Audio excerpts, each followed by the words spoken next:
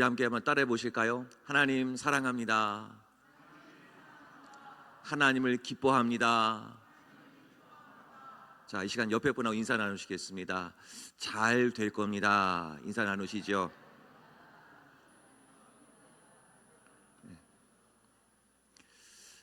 저는 안수집사회 야유회를 어제 다녀왔습니다. 우리 산행을 가볍게 가시면 됩니다 라고 가벼운 마음으로 갔지만 좀 산이 좀 험난했습니다. 그래서 자고 일어나니까 온몸이 좀 뻐근한지 좀 어려웠습니다. 그래도 은혜를 좀 많이 받아서 다 풀어졌습니다. 이제는 이제 마음껏 이제 설교를 할 것 같습니다. 우리 성도 여러분, 3월 11일이 무슨 날인지 혹 아십니까? 3월 11일. 이날은 2015년부터 제정이 된 법정 기념일입니다. 아세요? 3월 11일. 이날은 바로 흑의 날이라고 합니다. 흑의 날. 왜 하필 3월 중에서도 11일로 했을까요? 이 11일은 흑이라고 하니까 흑토자를 한번 한자를 써보시면 두 개의 단어로 떼어낼 수가 있습니다. 하나는 열십자, 그 다음에 다른 하나는 한일자. 그래서 이 두 가지를 합하니까 11이 되죠. 그래서 우리나라에서 흑의 날로 3월 11일이 또 이렇게 제정이 돼서 올해로서 벌써 정확하게 10주년이 되는 해입니다. 흑이 없이는 우리는 살아갈 수가 없습니다. 우리는 항상 흑을 가까이 하면서도, 그리고 그 흑을 밟고 있으면서도 우리는 그 흑을 소중히 여기거나 또 흑이 얼마나 우리에게 중요한지를 잊고 지낼 때가 사실 많습니다. 요즘 화학비료와 농약의 남용, 그리고 탄소 중립의 위기와 함께 기후 위기까지 겹쳤습니다. 그래서 이제 우리가 살고 있는 이 땅이 점점 산성화되어 가고 있다고 합니다. 토양이 병이 들면 그 토양에서 나오는 먹거리가 문제가 생기게 되고, 결국에는 이 문제로 인해서 전 세계의 무역 전쟁이 발생을 하게 될 것입니다. 결국 흑의 문제는 인류의 생존을 좌우하는 아주 중요한 문제라는 것입니다. 그런데 최근에는 기후 변화로 인해서 강수량이 굉장히 불규칙해졌다고 합니다. 그러다 보니까 땅 속에 이 토양 안에 수분이 일정량이 늘 채워져 있어야 되는데, 이 불규칙한 기후 변화로 인해서 땅 속에 수분 증발량이 계속해서 일어나다 보니 토양이 굉장히 메말라 있다고 합니다. 문제는 여기서 그치는 것이 아닙니다. 땅이 영양분을 많이 품고 있으려면 적절하게 수분을 머금고 있어야 거기서 수많은 미생물이 땅을 건강하게 만들기 때문이죠. 땅이 메말라 가고 있다는 얘기는 그 땅이 병이 들고 그 땅 속에 심겨진 수많은 작물들이 건강하지 못하다라고 하는 것이죠. 결국 그 작물에서 나온 많은 것들을 우리가 섭취를 합니다. 결국에는 흑의 문제는 인류의 생존에 아주 중요한 문제라는 것이죠. 그래서 성경은 우리 창세기에 천지를 창조하시면서 하나님께서는 인류를 만드셨죠. 그럴 때 하나님은 창세기 3장 19절에서 하나님은 이렇게 말씀하셨습니다. 너는 흑이니 흑으로 돌아갈 것이다. 그러니까 우리도 땅을 밟고 살고 있지만 우리의 몸도 흑이라는 겁니다. 그래서 사람은 죽으면 다 흑으로 다시 돌아가는 것뿐입니다. 그런데 우리는 세상에 있는 동물들과 새로운 피조물에 비해서 하나를 더 하나님이 은혜를 주셨습니다. 창세기 2장 7절에서 하나님 말씀합니다. 여호와 하나님이 땅의 흙으로 사람을 지으시고 생기를 그 코에 불어넣으시니 사람이 생명이 된지라. 아멘. 그러니까 사람은 흙으로 되어 있고 흙으로 살고 있지만 거기까지가 사람이 아니라는 거예요. 우리 코에 하나님이 성령의 생기를, 하나님의 루하, 생기가 들어가야 살아있는 사람, 생명이 된다는 것입니다. 숨을 쉬고 있다고, 내가 걸어간다고, 살고 있다고, 그것이 사람이 아니라는 겁니다. 성경에서 말하는 사람이란 하나님의 생기가 날마다 공급되어지는 살아있는 생명이 되었을 때 성경은 그 사람을 사람이라고 얘기하는 겁니다. 지금 우리가 모든 인류가 점점 흙의 성질로 돌아갑니다. 환경은 좋아졌고 나아졌고 모든 것이 옛날보다 너무나 편안한 삶을 살아가고 있는데 마음에 병든 사람이 많고 여러 가지 질병들이 생기는 이유가 무엇입니까? 최근에 한 통계를 보니까 우리나라에서만 만성 피로 증후군을 앓고 있는 환자가 매년 2만 5천 명이라고 합니다. 매년 2만 5천 명이 계속해서 생길 뿐만 아니라 이 수치는 1.5배씩 증가한다 합니다. 만성 피로는 약으로도 해결 안 되고 쉬어도 해결이 안 된다고 합니다. 모든 것이 다 좋아지고 있는데 왜 만성 피로 환자들이 계속해서 나올까요? 날은 밝고 환경은 좋아졌고 모든 것이 환경은 다 좋은데 왜 우리의 마음은 그렇지 못할 때가 더 많을까요? 지금 뭔가 자꾸 흙의 성질로 돌아갑니다. 조그만 바람이 훅 하고 불면 먼지 바람이 확 일어나서 쉽게 분노도 하고 때로는 눈물도 흘리고 감정이 격분하고 점점 흙의 성질로 돌아갑니다. 교회는 어떻습니까? 교회들마다 많은 소식들이 들려옵니다. 분쟁이 있다, 갈등이 있다. 교회들마다 영적 피로감이 막 넘쳐나고 있습니다. 그러면 오늘 성경에서 우리가 말씀하고 있는 것처럼 우리가 이 흙의 성질로 돌아가지 않고 살아있는 생명이 되려면 우리는 무엇이 필요할까요? 성령의 생기가 필요합니다. 우리 마음 안에, 우리 교회 안에 성령의 생기가 막 불어와야 되는 겁니다. 내 메마른 심령 위에 성령의 바람이 불어와서 토양이 수분기를 잘 머금고 있을 때 명령력이 생기듯이 우리 신앙에도 명령력이 생기는 겁니다. 성령이 불어오면 내 마음이 영적으로 늘 충만하니까 어려움이 와도 힘들 수는 있지만 기도로 이겨낼 수 있고 찬양으로 이겨낼 수 있고 하나님 은혜로 일어설 수 있는 것입니다. 그런데 성령의 생기가 내 안에 촉촉하게 적셔지지 않으면 조그만 문제가 생겨도 어려워지고 힘들고 괴롭고 그 모든 일들이 발생을 하는 것입니다.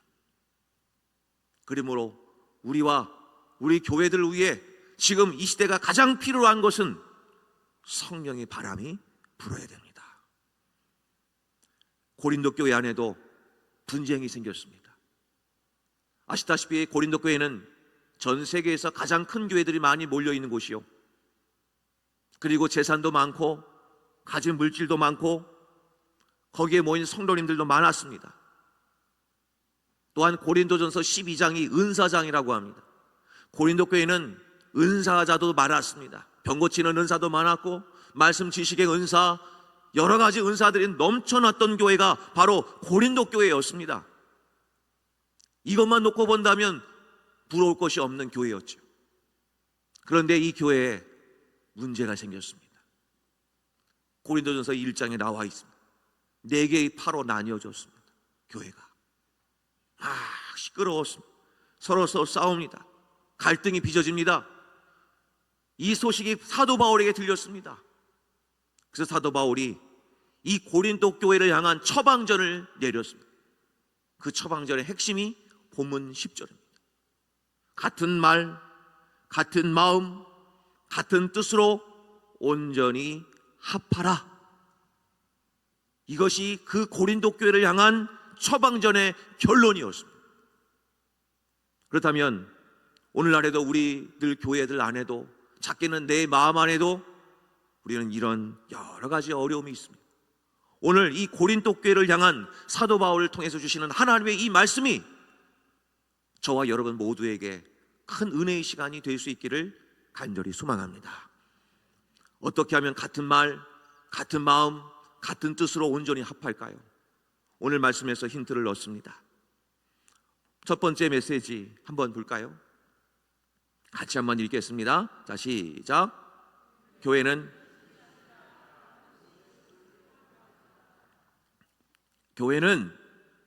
리더십이 중요한 게 아닙니다. 로드십이 중요합니다. 제가 한때 잘 말씀을 들었던 선한 목자교회 유기성 목사님, 그 목사님의 인터뷰 가운데 이런 내용이 있습니다. 부임하셔서 목사님, 어떤 리더십으로 교회를 이끌고 가시겠습니까? 그 목사님이 이렇게 대답을 하셨습니다. 저의 리더십은 없습니다. 오직 예수뿐입니다. 저는 이 말씀에 너무나 공감이 됩니다. 세상은 탁월한 리더십을 원합니다. 뭔가 힘 있어 보이고 뭔가 당장에 이루어낼 것 같은 탁월한 리더십을 원하지만, 하나님께서 원하시는 것은 리더십이 아니라 로드십을 원하십니다. 본문 10절에서 같은 말, 같은 마음, 같은 뜻으로 온전히 합하라 이라고 하는 말씀은 그냥 단순한 물리적 개념이 아니라는 것이지요. 그냥 다 하나 되라, 하나 되자, 다른 생각하지 마라, 통일성이고 획일적인 생각만 해라, 그게 하나 된다는 뜻이 아닙니다. 원어적인 뜻은 이런 뜻입니다. 그물을 깁다, 망가진 부분을 다시 기워서 잘 회복하라, 그것이 합하라는 말씀입니다. 본문의 12절 말씀을 보면 탁월한 리더십 그룹이 4개의 그룹이 나옵니다. 바울파, 아볼로파, 게바파, 그리스도파. 이 파들의 리더십은 탁월했습니다. 바울파는 어떠했느냐? 말 그대로 바울은 중간에 예수를 영접한 인물이죠. 그래서 이방인들이 모이는 곳입니다. 교회 안에. 날 때부터 모태신앙이 아니라 중간에 예수를 믿어서 믿은 이방인들로 채워진 바울파였습니다. 그들은 율법에 얽매이지 않았습니다. 예수 믿으면 됐지 뭐. 그래서 그리스도인의 자유를 강조했던 파가 바로 바울파였습니다. 교회 안에 또한 아볼로파도 있었습니다. 탁월한 언변가, 잘생기고 능력이 있어 보이고 탁월한 리더십을 갖춘 아볼로, 그는 철학적 지성인이었습니다. 그 말씀을 듣고 있으면 세상이 보였습니다. 세상의 온갖 학문을 다 알고 있었습니다. 그런 것을 탐구하는 많은 사람들이 그 밑에 추종을 하는 하나의 그룹이 생겼습니다. 아볼로파. 게바파가 있습니다. 게바는 바로 베드로파지요. 베드로는 날 때부터 유대인이었습니다. 그래서 그는 오직 율법, 유대인의 율법을 강조했습니다. 교회 다니려면 말씀이 중요하지, 말씀대로 살아야지, 말씀을 지켜야지. 그 그룹이 생겼습니다. 그리스도파, 당시에는 예수님이 안 계셨는데 왜 그리스도파인가? 나는 이파 저파 나는 다 들어가기 싫다, 나는 아무것도 속하지 않은 파에 들어가겠다. 그 파가 그리스도파입니다. 여기까지만 보면 각 파 하나를 다 보면은 다 맞는 얘기입니다. 다 신앙적으로 그 부분 맞는 얘기예요. 그런데 왜 교회가 하나가 되지 않았을까요? 왜 교회가 서로 하나 되지 않고 분쟁이 일어났을까요? 그 이유는 여러 가지 이유가 있겠지만 그 얘기 속에서 예수님 이야기가 없어요. 하나님 이야기가 없어요. 다 저마다의 신앙의 색깔은 중요한데 그 색깔의 중심에 하나님이 없어요. 하나님은 저 뒤에 계시고 자신들의 색깔만 내는 그런 교회가 되고 말았습니다. 교회는 리더십이 중요한 것이 아니라 로드십이 중요합니다. 하나님의 뜻을 교회는 잘 분별하고 그 하나님의 뜻에 순종하려는 하나님의 백성들이 모인 곳이 교회입니다. 그것이 교회입니다. 그래서 골로새서 3장 17절에 사도 바울은 이렇게 얘기합니다. 또 무엇을 하든지 말에나 일에나 다 주 예수의 이름으로 하고 그를 힘입어 하나님 아버지께 감사하라. 사도 바울은 이 고린도 교회를 향한 처방전은 간단했습니다. 어떤 시스템을 갖추라, 이들보다 더 탁월한 리더십 있는 사람을 세우라, 그런 것이 아니라 너희들 속에 계신 예수 그리스도를 다시 그 중심에 세워라. 무슨 말을 하든지 무슨 일을 하든지 다 주 예수의 이름으로 하라. 이것이 사도 바울의 처방전입니다. 신앙의 행위는 열심이고 신앙의 어떤 지식은 풍부한데 그 속에 예수님이 없다고 한다면 그 행위와 그 지식은 아무것도 아닌 겁니다. 만일 교회 안에 예수님의 로드십이 없다면, 교회는 분쟁이 나지만, 그러나 교회 안에 로드십이 세워 있다면 교회는 절대 분쟁이 나지 않습니다. 무슨 일을 하든지 하나님 앞에서 서 있는데 어찌 감히 우리가 분쟁할 수 있겠습니까?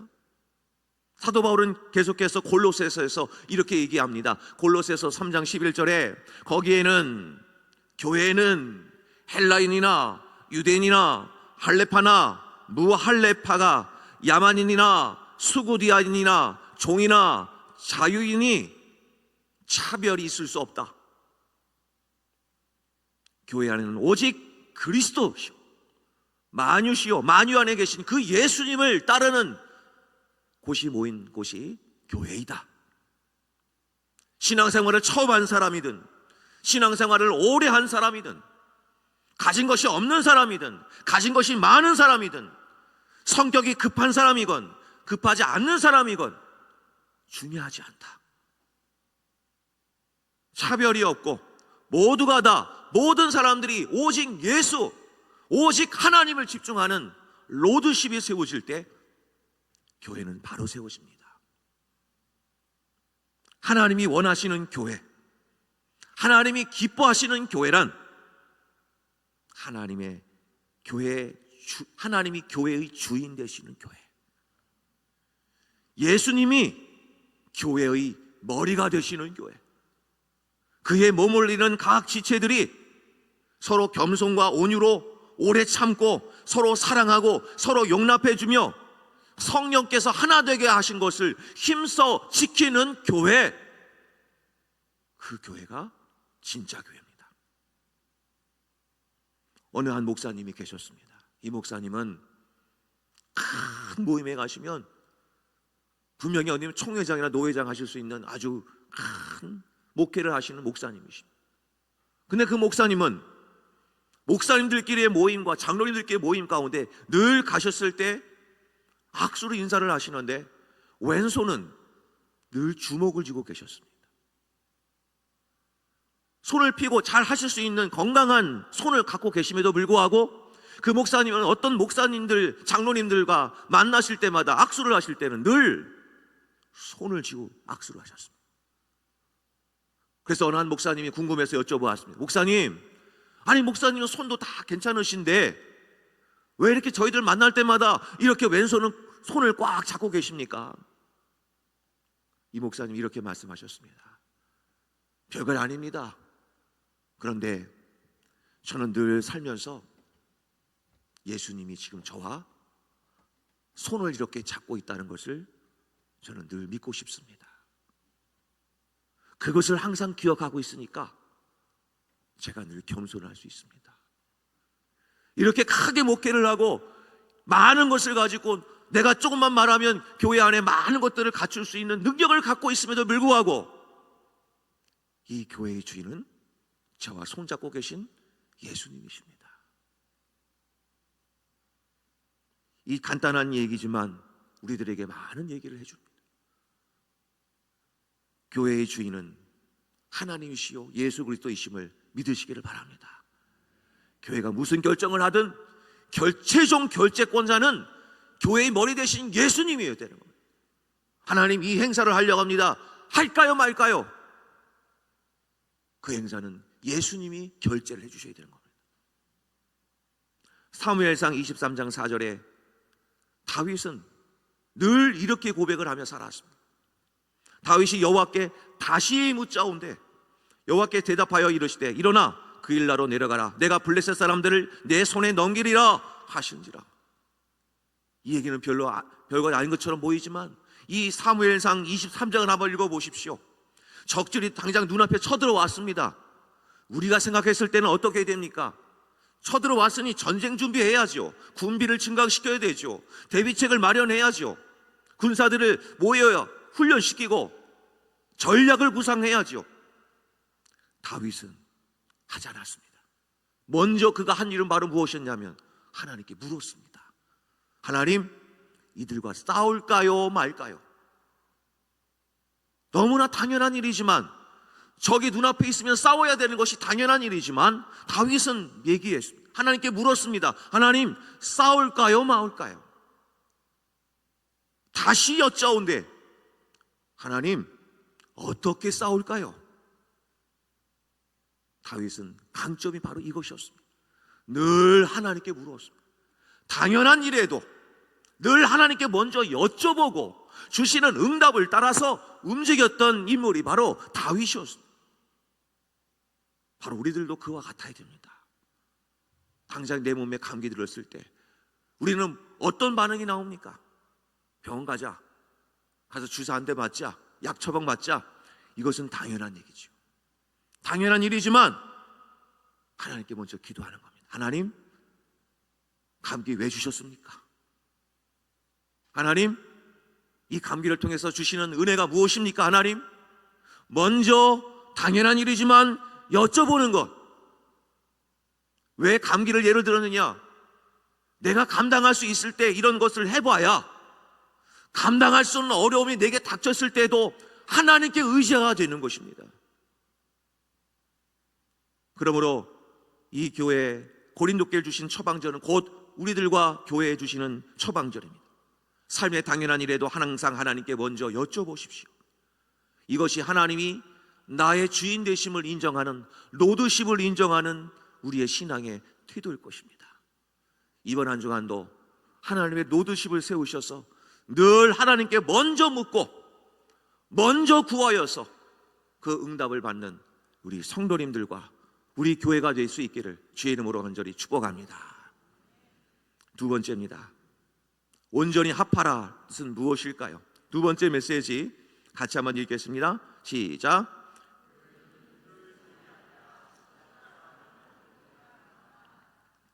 교회는 효율성이 아닙니다. 세상은 가성비를 따집니다. 적게 투자하고 많은 이윤을 남겨야 됩니다. 그리고 세상의 조직은 필요 없으면 가차없이 자릅니다. 그리고 새로운 능력 있는 사람을 갖다가 붙여서 회사를 유지합니다. 세상의 사고방식은 가성비, 효율성을 따집니다. 그런데 이런 세상적 사고방식이 교회 안에 들어왔습니다. 필요 없으면 잘라버립니다. 필요 없다, 능력 있는 사람 데리고 옵니다. 교회는 절대로 그런 곳이 교회가 아닙니다. 사도 바울은 얘기합니다.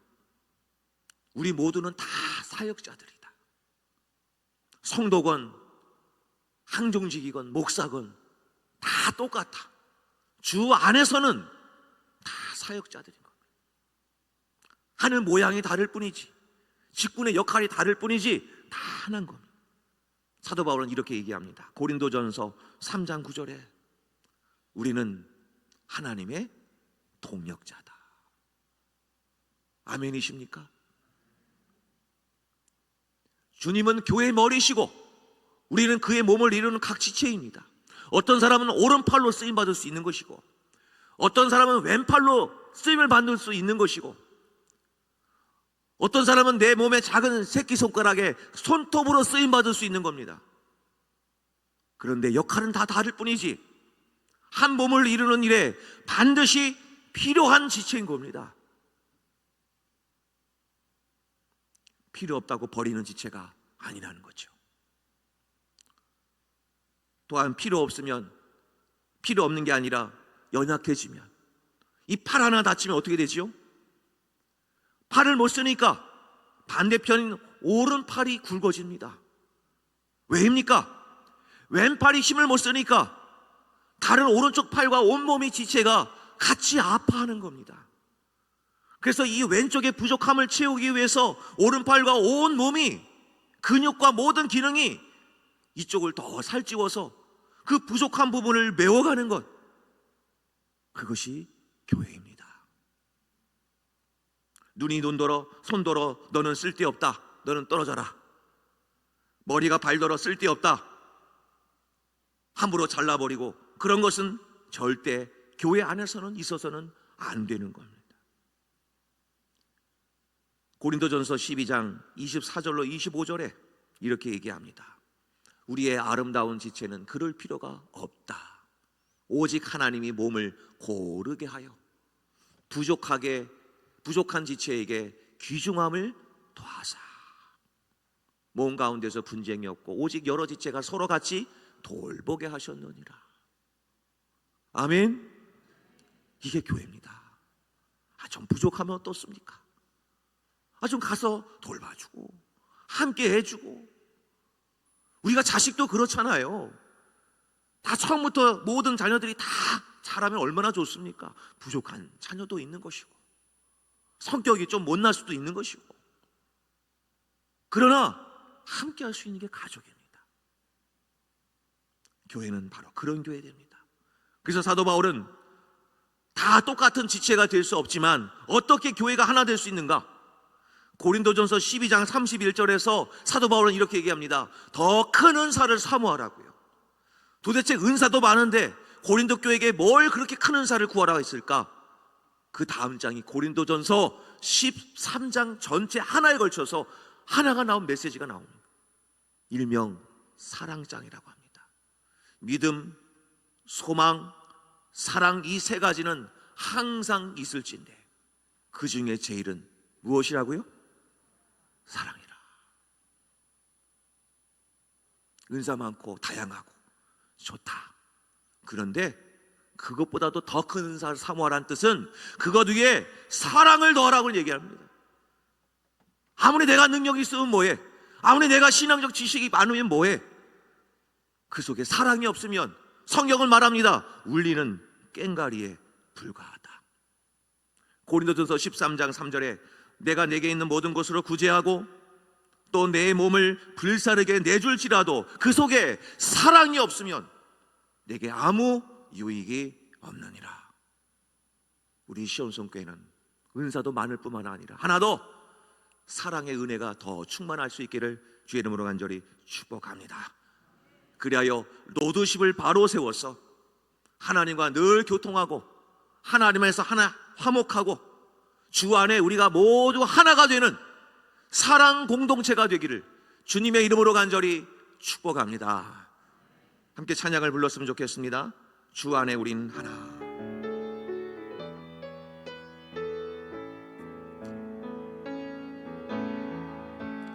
주 안에 우린 하나. 모습은 달라도 예수님 한 분만 바라네. 사랑과 선행으로 서로를 격려해 따스함으로 보듬어가리. 주님 우리 안에 함께 하시니 형제자매의 기쁨과 슬픔 느끼네. 내 안에 있는 주님 모습 보네. 그분